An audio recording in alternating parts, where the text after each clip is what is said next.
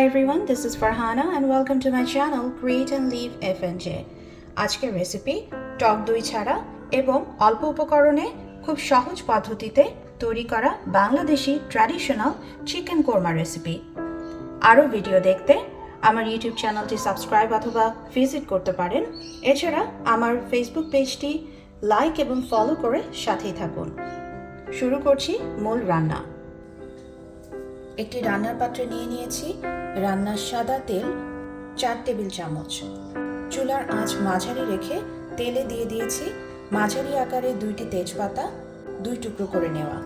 এবারে দিয়ে দিচ্ছি আস্ত জিরা 1 চা চামচ পরিমাণ, দারচিনি আস্ত টুকরা 3টি, প্রতিটি লম্বায় 2 ইঞ্চি, সাদা এলাচ আস্ত 5টি, আমি একটু থেতো করে নিয়েছি যাতে ভালো সুগন্ধ আসে, এবং আস্ত লবঙ্গ 3টি, পেঁয়াজ কুচি মিহি করে কাটা 1.5 কাপ পরিমাণের, লবণ স্বাদ মতো। এখানে ব্যবহার করছি প্রায় 2.5 চা চামচ পরিমাণের। সাদা চিনি আমি এখানে ব্যবহার করছি 1.5 চা চামচ পরিমাণের। প্রথমেই যদি এভাবে চিনি ব্যবহার করে নেন তাহলে পেঁয়াজগুলো খুব ভালো ক্যারামেলাইজড হয় এবং এর ফলে সুন্দর একটা ঘ্রাণ আসে, রঙটাও কিছুটা হালকা বাদামি বর্ণ ধারণ করে। এবারে আমি পানি এবং গুঁড়া মশলা গুলিয়ে একটি মিশ্রণ তৈরি করব। মিশ্রণের জন্য আমি এখানে নিয়েছি ধনে অথবা ধনিয়া গুঁড়া 3 চা চামচ, জিরা গুঁড়া 3 চা চামচ, গরম মশলার গুঁড়া 1 চা চামচ, জয়ত্রী একটু ভেঙে নেওয়া 1 চা চামচের 3 ভাগের 1 ভাগ, পানি ব্যবহার করব 4 টেবিল চামচ। দর্শক দেখতে পাচ্ছেন এখানে পেঁয়াজ কুচিগুলো কিন্তু কিছুটা বাদামি এবং কিছুটা সোনালি গাঢ় বর্ণ ধারণ করেছে। এবারে আরেকবার একটু নেড়ে সবগুলো পেঁয়াজ মশলার সাথে মিশিয়ে নিচ্ছি। দর্শক এখানে আমি যে মুরগি ব্যবহার করছি তা কেটে ধুয়ে নেওয়ার পরে ওজনে আছে প্রায় 1 কেজি পরিমাণ। 2 চা চামচ পরিমাণের আদা বাটা এবং 2 চা চামচ পরিমাণের রসুন বাটা। আমি মাংস বেশ কিছুক্ষণ মাঝারি আঁচে তেলের উপরে ভেজে নেব, কোনো রকমের পানি যোগ না করে। তাই এই পর্যায়ে আপনারা যদি মাংস দেওয়ার পরে আদা এবং রসুন দেন তাহলে আদা খুব বেশি ভাজা হবে না এবং তিতা বা তেতো হয়ে যাওয়ারও সম্ভাবনাটা থাকে না। চুলার আঁচ মাঝারি করে ঢাকনা দিয়ে না ঢেকে আমি এভাবে অনবরত নেড়ে প্রায় 3 থেকে 4 মিনিট খুব ভালো করে ভেজে নেব। দর্শক মাংস প্রায় 3 মিনিট আমি ভালো করে ভেজে নিয়েছি। এবারে আমি আগে যে একটি মিশ্রণ তৈরি করে রেখেছিলাম পানির সাথে গুঁড়া মশলাগুলো মিশিয়ে এবং ছিল আস্ত জয়ত্রী কিছু টুকরো, এই মিশ্রণটি আমি এবারে দিয়ে দেব। মিশ্রণটি দিয়ে খুব ভালো করে মাংসের সাথে চুলার আঁচ মাঝারি রেখে মিশিয়ে নিচ্ছি।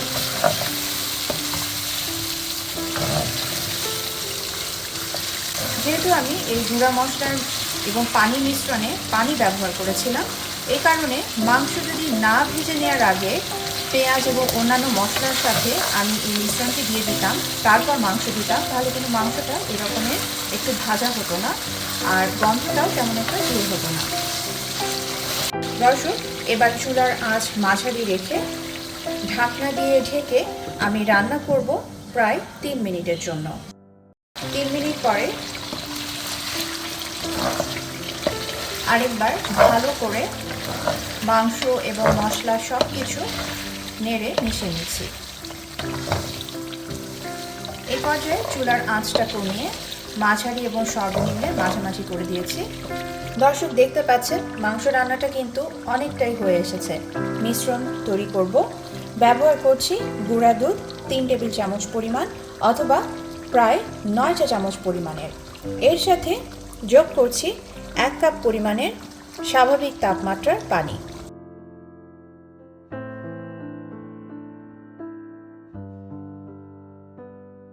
এবারে চুলার আঁচ মাঝারি করে দুধের মিশ্রণটা মিশিয়ে নিচ্ছি সবগুলো উপকরণের সাথে।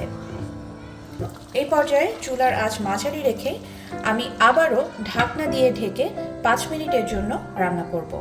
দর্শক 5 মিনিট পরে মাংস আমি আবারও একটু নেড়ে দিচ্ছি। মাংস রঙগুলো দেখতে পাচ্ছেন এখনো কিন্তু একটু সাদাতে হয়ে আছে। বেরেস্তা অর্থাৎ বাদামি বর্ণ করে ভেজে নেওয়া পেঁয়াজ। আমি এখানে কেনা ব্যবহার করছি। পরিমাণে আছে 1 কাপে 3 ভাগের 1 ভাগ। আস্ত কাঁচামরিচ মাছ বরাবর ভেঙে নিয়েছি, সংখ্যায় আছে 3টি এবং বড় আকারের। আমি যেহেতু রান্নার প্রথম থেকেই কোনো রকমের ঝাল অর্থাৎ গোলমরিচ আস্ত অথবা গুঁড়া, শুকনা মরিচ বা যে কোনো ধরনের মরিচের পেস্ট অথবা কোনো কিছু ব্যবহার করিনি, সেই কারণে একটু ঝাল হবে এবং কাঁচামরিচের সুন্দর একটা ঘ্রাণ আসবে, তাই যোগ করছি। একটু আগেই যোগ করছি যাতে ঝালটা খুব ভালোভাবে তরকারির ঝোলের ভেতরে মিশে যায়। আর এখানে ব্যবহার করছি একটু বিরিয়ানি অথবা কোরমার ফ্লেভার আনার জন্য জয়ফলের গুঁড়া 1 চা চামচের 3 ভাগের 1 ভাগ।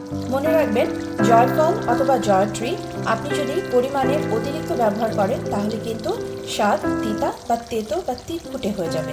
দর্শক যেহেতু দেখতে পাচ্ছেন ঝোলটা একেবারে কিন্তু টেনে এসেছে, এই কারণে এই পর্যায়ে আমি এতে যোগ করছি স্বাভাবিক তাপমাত্রার পানি 1 কাপ পরিমাণের। এবারে আবারও চুলার আঁচ মাঝারি এবং সর্বনিম্নের মাঝামাঝি করে ঢাকনা দিয়ে ঢেকে আমি রান্না করব 10 থেকে 15 মিনিটের জন্য। দর্শক ফিরে এলাম 12 মিনিট পরে। রান্নাটা সম্পূর্ণভাবে শেষ হয়ে গেছে। মাংস সুসিদ্ধ হয়েছে, বেরেস্তাগুলো ভাপে নরম হয়ে গিয়েছে, কাঁচামরিচ থেকে খুবই হালকা মৃদু একটি ঝাঁঝালো ঝাঁঝ আমি পাচ্ছি এবং খুব সুন্দর ঘ্রাণও আসছে। দর্শক, যদি রান্নাটা ভালো লেগে থাকে তাহলে অবশ্যই তৈরি করবেন, সবাইকে নিয়ে একসাথে উপভোগ করবেন। সবাই ভালো থাকবেন, সুস্থ থাকবেন। আল্লাহ হাফেজ।